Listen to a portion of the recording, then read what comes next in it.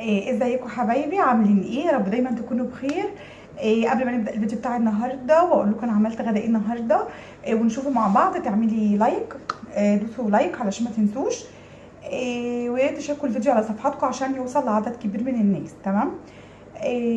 طبعا الساعه اتغيرت امبارح، بس انتم طيبين. بدانا التوقيت الصيفي ويا رب نتعود عليه زي ما اتعودنا على التوقيت اللي احنا كنا ماشيين عليه بقالنا فتره. بصوا بقى، انا دلوقتي عملت غدا النهارده مكرونه وفراخ مشويه. تمام. هوريكم طبق المكرونه بتاعي وتكاته هقول لكم عليها، احنا عملناها كتير مع بعض في الفيديوهات.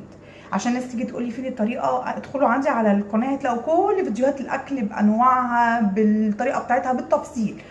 المهم انا عملت طبق المكرونه بتاعي اهو، والفراخ المشويه بتاعتي اهي. انا بس عشان اعرف امسك الاطباق. بصوا كده طبق المكرونه، شفت المكرونه